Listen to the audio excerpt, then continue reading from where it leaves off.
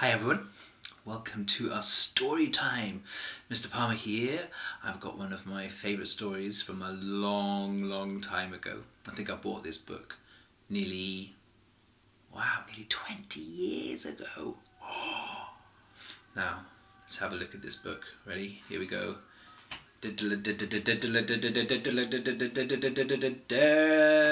Woo! This book is called Knuffle Bunny, and it says it's a cautionary tale by Mo Williams. So, what do you think this book is about? Have a look at the cover. Yes, that's right. This book is about a carrot. No, it's not really about a carrot, is it? You didn't say carrot, did you? I hope not. So let's have a look. So, Knuffle Bunny. So we can see three characters here.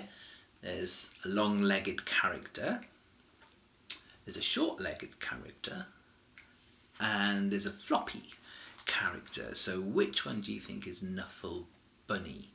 Is it this child here, or is it this cuddly toy here? Yeah, I think this must be Knuffle Bunny, isn't it? Okay, so let's find out. I don't know if this is a boy or a girl yet. I don't know who this is.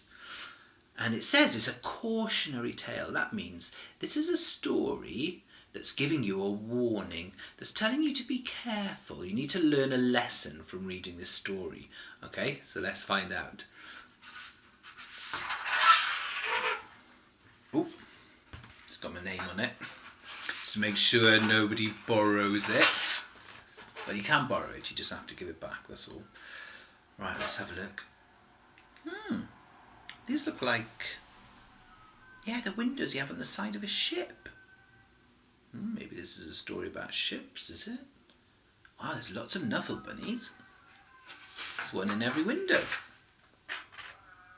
I wonder what else is in the window. Look, so this is mum and dad, and they're getting married in this picture, and then mum and dad have had a baby. Baby looks like a bit of a crier, and then mum and dad, they've got their little baby there on their, what's that called? It's not a backpack because it's on the front, is it? It's probably got a special name, but I don't know what that is. In their carrier. And then, look, here's a picture of the little child hugging Knuffle Bunny. We still don't know if it's a boy or girl, do we? Let's see if we can find any clues as we're going through as to whether it's a boy or a girl. Because often when babies are little, they don't have a lot of hair, do they?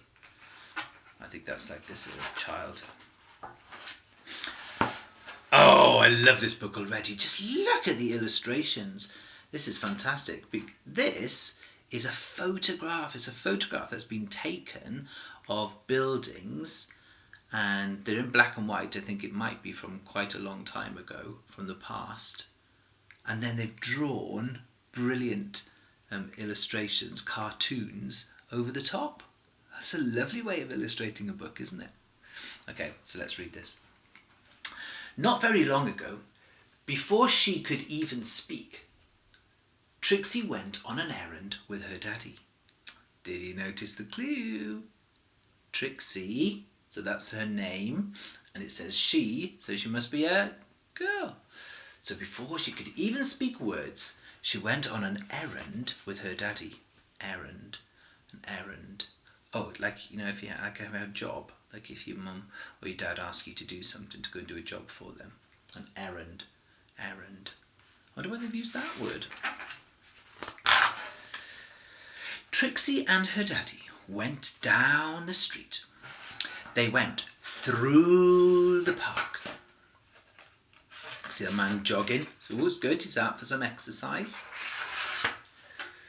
They went past the school. Oh, look, the school's closed. Just like ours. Oh, there's somebody listening to music. Oh, good. There's somebody on their bike doing some more exercise. And they've got a helmet on. Very safe. And they walked all the way into the laundromat. Laundromat? What's a laundromat? So we've had laundromat. And what was that other word we had that was unusual? Errand. Errand. They're unusual words. Trixie helped her daddy put the washing into the machine. I don't think she's really helping, is she? She seems to be playing with the washing, not putting it into the machine. Oh, laundromat. It must be a laundry. Oh, yes. Laundromat's the American word for laundry. Actually, if you look at the pictures of the buildings, yeah, they look very American, like New York American. Errand, that's an American word for doing the job. Laundry, laundromat's the American word for laundry. Oh, so this book must be written by an American author, or just set. In the setting could be American. Oh, Dad's doing a good job, isn't he? Putting all the laundry into the machine where it's supposed to go. Oh, look, it's a little Knuffle Bunny. Hi, Knuffle Bunny. She was even allowed to put the money into the machine. Oh, right, so you have to pay to get your laundry done in this shop. And then they left. Have you noticed what I've noticed? Who's that in there? Oh, it's Knuffle Bunny. Oh, Trixie doesn't seem to have realised. Oh, well, maybe they're washing it. Sometimes your toys can get a bit dirty, can't they? There they're strolling home. Look, Dad's whistling. Trixie's got a nice little smile on her face. But on the way home, Trixie realised something. Can you see how the words have been made really large and bold to emphasise them? Look at Trixie's face. Can you make a face like that? She's realised something. What do you think she's realised? Trixie turned to her daddy and said, "Aggo, flaggo, clappo." "That's right," replied her daddy. "We're going home." Look at Trixie's face. I'm not sure she meant that, did she? Oh, do you remember from the beginning? It said before she could speak any words. Oh, so she's trying to communicate with her dad. What do you think she's trying to say? I think so. Aggo! Flaggo! Clappo! Oh, look, she's going mad, waving her arms. Said Trixie again. Flaggo! Plabbo! Wumpy flappy! Snap! No. She doesn't seem to be communicating what she's feeling to her dad, does she? But she is getting very animated. "Now, please, don't be fussy," said her daddy. Well, she had no choice. Trixie bawled, "Wah!" and she went boneless. Oh, I've seen children do that, have you? Where they go all floppy so that their mum or dad can't even pick them up. I think Trixie's having a bit of a tantrum here. But not because she's being naughty, but because she's trying to get her dad to understand what's happened and she can't speak the words yet. She did everything that she could to show how unhappy she was. Oh, look, she's flapping her arms. She's shouting. Well, not shouting, making a noise, screaming. And look, everyone's turning around going, what's going on? And by the time they get home, her daddy was unhappy too. Why do you think her dad's unhappy? Yeah, because he doesn't know what to do, does he? And he can't stop her screaming and flapping, and he doesn't know what's wrong. Oh look, they're nearly home. Dad's got her under his arm there. And look, that old man's looking as if, bad parenting. As soon as Trixie's mummy opened the door, she asked, "Where's Knuffle Bunny?" She knew straight away, didn't she? And look at Dad. He's now realised, uh-oh. And look at Trixie. She's like, I've been trying to tell you that for the last 20 minutes. The whole family ran down the street. They ran through the park. There's lots of exercise in this book. They zoomed past the school. Look at the old lady thinking, where are they going to in such a hurry? And into the laundromat. What did you say the laundromat was? The laundry, good. Trixie's daddy looked for Knuffle Bunny and looked and looked and looked. Oh, can't find Knuffle Bunny anywhere.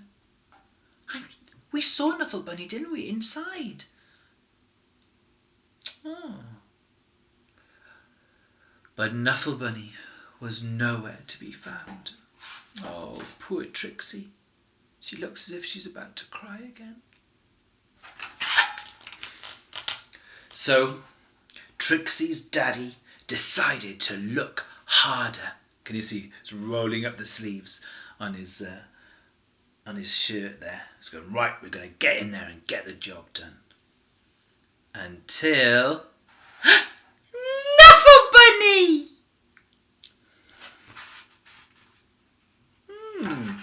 Did you notice something? Those were the first words that Trixie ever said. Those were her first words, Knuffle Bunny. Oh, if she'd have been able to say those words, Knuffle Bunny, at the beginning of the story, we wouldn't have had all that drama and those tantrums. It's very good to learn words, isn't it? Oh, that's great, isn't it? Oh, and it says at the end, this book is dedicated to the real Trixie and her mummy. Oh, so the author knew a real little girl called Trixie. That's good. And look what it says, that it has been photographed at Park Slope in Brooklyn. Oh, Brooklyn's in New York, in America. Oh, wow, good. Now then, so what was the caution in that tale? What was the warning in that tale? What do we need to learn from that story? You could pause the video now and talk to whoever you're watching this with. Go and find somebody who can have a conversation with you about Knuffle Bunny. Okay, good, you've come back. So what did you think the cautionary tale was in this story? Good idea. Yeah, I think it's about how we communicate with each other. So did you notice that when Trixie didn't know how to express herself, she started to use different words or different sounds, and then when that didn't work, she got really, really mad and started behaving in a way to get attention, okay? And did you notice what Dad did? So when Trixie was going crazy, yeah, look, so she says, aggle, flaggle, clabble, okay? Aggle, flaggle, clabble. They all rhyme, don't they? Because they've got the same ending. Aggle, flaggle, clabble. Her dad says, that's right. What does he mean, that's right? Does he know what aggle, flaggle, clabble means? No. But look what he says. That's right. We're going home. Well, Trixie wasn't trying to say that, was she? So Dad had thought he knew what she meant, but he didn't really understand what she meant, did he? So when someone's trying to talk to us and we don't understand, or when somebody's trying to make themselves understood and we don't understand, it's very important that we don't decide what they're trying to say to us, and that we don't make up that opinion ourselves until we find out what it is they're trying to explain to us. So if you've got a little sister or a little brother and they're trying to communicate with you but they haven't learned the words yet, so instead of you deciding what they want, you could show them. So what Dad could have done here is Dad could have stopped and said, "What's the matter?" And then he could have let Trixie take him back to the shop. Yeah, he could have let Trixie show him what was the problem. And the same with your little brother or your little sister. Then you could say, "What?" and show me. And then they can take you or show you what it is that they're trying to communicate to you. And also when we grow up as well, and we do have the words that we want to be able to communicate, sometimes we don't know all the words, and so when we're trying to say something, we might not be able to make ourselves totally understood. And if you don't really know what somebody's saying, then you should say, "Oh, can you explain that again?" Or have you got some different words that you could use to explain that, so that they have a chance, an opportunity to make themselves understood clearly. Okay, so don't decide what you think other people are saying. Always try and make sure that you know exactly what they mean, especially if you're sending emails or texts. Sometimes you can read an email or a text and think that you know what somebody is saying to you, and they don't mean that at all.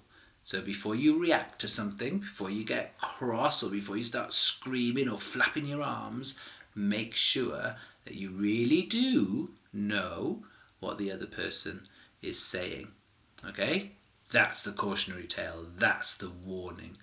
Okay? And if we learn those things, it'll help us in our relationships with others. Okay, hope you enjoyed Knuffle Bunny by Mo Willems, a cautionary tale. Okay, bye everybody. It's been lovely reading the story with you. See you again soon.